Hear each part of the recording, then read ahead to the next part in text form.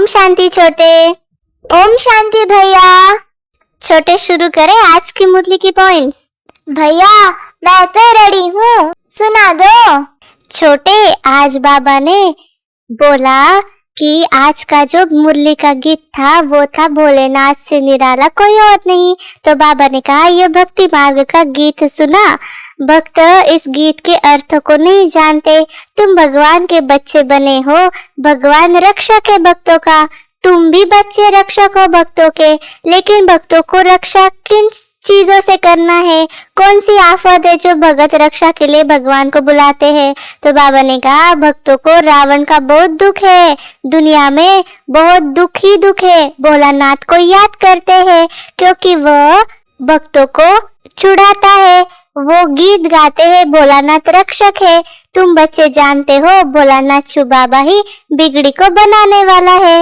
हाँ भैया, मुझे तो ये गीत बहुत पसंद है, तो क्यों नहीं हम दोनों मिलके बाबा को प्यार से ये गीत गाए और आप सभी भी हमारे साथ गाइएगा।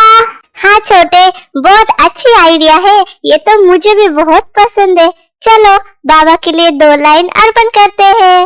भोलेनाथ से निराला, गौरीनाथ से निराला कोई और नहीं हो। भोलेनाथ से निराला, गौरीनाथ से निराला कोई और नहीं। उनका डमरू डम डम बोले, अगम निगम के भेद खोले। उनका डमरू डम डम बोले, अगम निगम के भेद खोले। ऐसा भक्तों का रखवाला कोई और नहीं। भोलेनाथ से निराला, गौरीनाथ से निराला कोई और नहीं हो। भोलेनाथ से निराला, गौरीनाथ से निराला कोई और नहीं। अरे वाह भैया, मुझे तो बड़ा मजा आ गया। रोज हम बाबा को ऐसे ही गीत गा के याद करेंगे। हाँ छोटे, बड़ा अच्छा लगता है ना, क्योंकि बाबा को भी गीत बहुत पसंद थे। चलो तो फिर आगे बाबा ने ये भी कहा दुनिया को तो पता नहीं है कि भगवान किसको कहा जाता है। भगवान का पता हो तो फिर भगवान की रचना के आदि मध्य अंत का भी पता हो। बाबा ने कहा सारी दुनिया ब्लाइंड है, दूसरे तरफ तुम हो जिनको दिव्य दृष्टि मिली है। तुम्हारा नाम ही ब्रह्मा कुमार कुमारिया है, बोर्ड पर भी लगा हुआ है ब्रह्मा कुमारी ईश्वरीय विश्वविद्यालय। से ब्रह्मा कुमारिया नहीं हो सकती, प्रजापिता ब्रह्मा भी है ना। पिता के पास बच्चे बच्चियां दोनों होते हैं ना, ऐसे थोड़े कि सिर्फ बच्चियां होंगी। तो प्रजापिता ब्रह्मा के ढेर बच्चे हैं, ऐसे कहा है बाबा ने आज। भैया क्या सारी दुनिया ब्लाइंड है?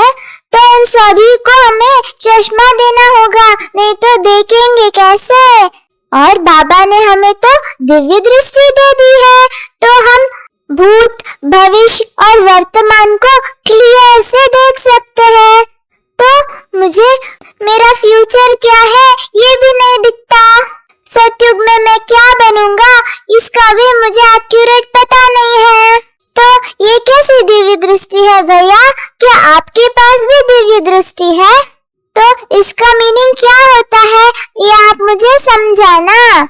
भैया लोगों को ऐसा लगता है कि ब्रह्मा कुमारिया ऐसा नाम है तो सिर्फ यहाँ बहनें ही रहती है, परंतु बाबा आज उन सभी को स्पष्ट करके बता रहा है कि यहाँ ब्रह्मा के बच्चे और बच्चियां दोनों रहते हैं। परंतु ब्रह्मा कुमारी ऐसा नाम इसलिए दिया गया क्योंकि भैया महिला सशक्तिकरण के लिए ये बहुत जरूरी था।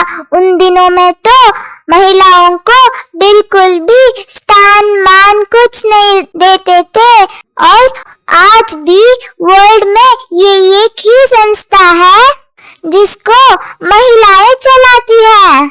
छोटे आज बाबा ने कहा इस समय बाप बेट बच्चों को समझाते हैं, तुम सतयुग में सूर्यवंशी घराने के थे, फिर बाद में शूद्रवंशी घराने के बने हो, अब फिर ब्राह्मण वंशी हो।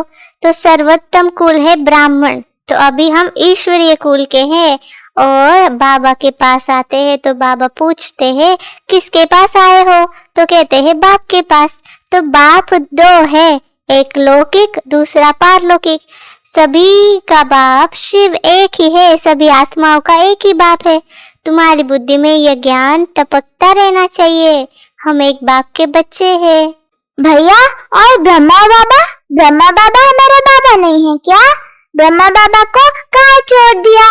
हमारे तो वैसे भी 3 बाप है ना। मुझे तो ब्रह्मा बाबा से बहुत प्यार है। तो मेरी तो लौकिक, पारलौकिक और अलौकिक बाप है। मैं तो तीनों बाप को याद करूंगा। और भैया, आज बाबा ने कहा है कि बुद्धि में ज्ञान टपकते रहना चाहिए। तो क्या ज्ञान कोई लिक्विड है जो टपकते रहे?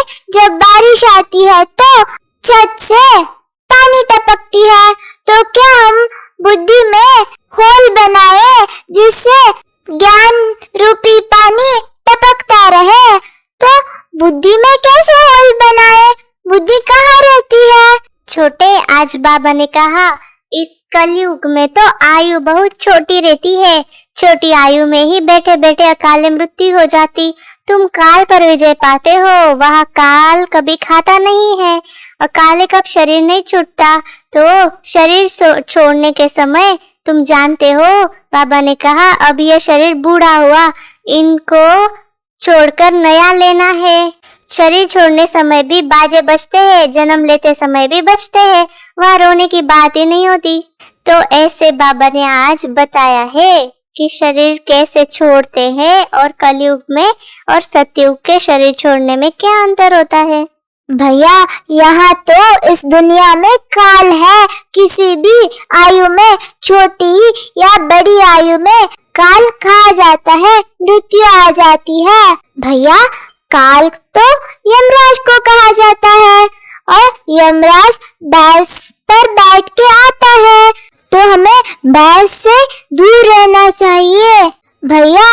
लेकिन हम तो रोज भैंस का दूध पीते हैं ना। तो क्या इसका मतलब हम काल को ही खा जाते हैं? अरे वाह भैया, हम तो जीत गए, मृत्यु पर विजय पा लिया। छोटे, आज बाबा ने कहा कि तुमको ब्रह्मरी का मिसाल भी समझाया जाता है। तुम हो ब्राह्मण ब्राह्मणिया, ब्राह्मणी और ब्रह्मरी दोनों की राशि मिलती है। जो काम ब्रह्मरी करती है वही तुम भी करते हो। वंडर है ना। ब्रह्मरी का दृष्टांत कछुआ का, सर्प का, यह सब शास्त्रों में है। बाबा ने कहा सन्यासी आदि भी यह मिसाल देते हैं। अभी तुम बच्चे बाप द्वारा सब समझ रहे हो। तो पास्ट का गायन, भक्ति मार्ग में पास्ट का गायन करना, इसके बाद फिर से गायन होगा। इस समय भी बाप स्तन में आते हैं। इनको भगवान नहीं कहते हैं, इनको माना ब्रह्मा को, वह तो फिर अंधश्रद्धा हो जाती है। तो बाबा ने आज कंपैरिजन किया है ब्राह्मणी और ब्रह्मरी का। समझ आया छोटे? हाँ भैया, आज तो बाबा ने ब्रह्मरी का दृष्टांत दिया है ना। मुझे पता है ब्रह्मरी क्या करती है। मैंने स्कूल में सुनाया था। ब्रह्मरी कीड़ों को उठाकर बटरफ्लाई बना देती है। वैसे ही ब्राह्मणियां साधारण मनुष्यों को देवता बनने का ज्ञान देते हैं। वो ब्राह्मणी बू बू करती रहती है, वैसे ही हम ज्ञान की बू बू करते रहते हैं। भैया, यही स्टोरी है ना। हाँ छोटे, तू तो बड़ा होशियार हो गया है। बहुत अच्छे। आज बाबा ने ये भी कहा कि तुम बच्चों को अंदर में खुशी होनी चाहिए कि परमपिता परमात्मा ने आकर हमको अडॉप्ट किया है। मनुष्य को अडॉप्ट करते हैं। जो मनुष्य को, जिनको अपने बच्चे नहीं होते, वो अडॉप्ट करते हैं। अब बाप जानते हैं मेरे बच्चे सब रावण के बन गए हैं, इसलिए मुझे आकर फिर से अडॉप्ट करना पड़ता है। तो ब्रह्मा द्वारा अपने ही बच्चों को अडॉप्ट करता हूँ। यह अडॉप्शन कितनी वंडरफुल है ना। ऐसे बाबा ने कहा। शिव बाबा ने ब्रह्मा द्वारा हमको अडॉप्ट किया है। शिव बाबा कहते हैं मैं तुम बच्चों को अडॉप्ट किया है वे बेहद का सुख का वर्षा देने के लिए। हाँ भैया, अब मैं समझा। हम तो शिव बाबा के ही बच्चे थे, लेकिन वो रावण हमें अपना बना लिया था। रावण ने हमें अपना बना लिया था बाबा से छीन के। अभी बाबा आकर हमें अडॉप्ट करते हैं, अपने ही बच्चे को रावण से छीनकर अपना बना लेते हैं। भैया, तो इसीलिए हमें रावण को सौतेला समझना है।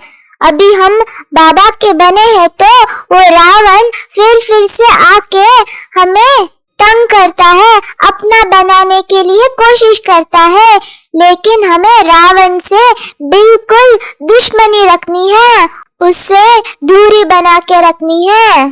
छोटे, आज बाबा ने ये भी कहा कि मैं दूर देश का रहने वाला आया हूँ देश पर आए।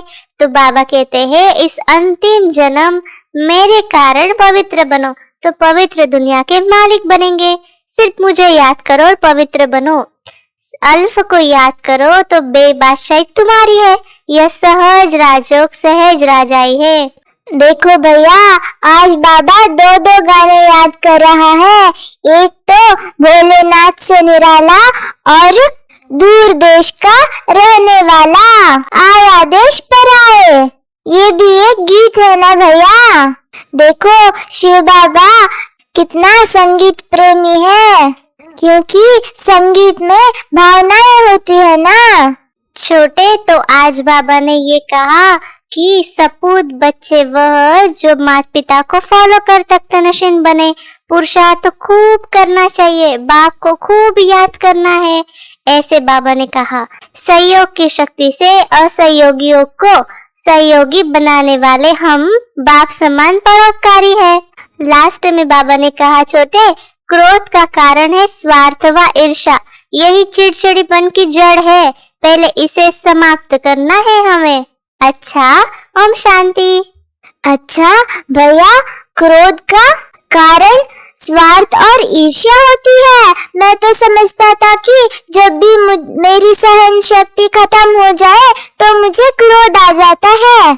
इसको मुझे अभ्यास करना पड़ेगा, इसीलिए मैं ज्यादा नहीं बोलूंगा। तो आप सभी को इस मुरली की कॉन्वर्सेशन अच्छा लगा है तो लाइक, सब्सक्राइब और शेयर करना मत भूलिएगा। ओम शांति।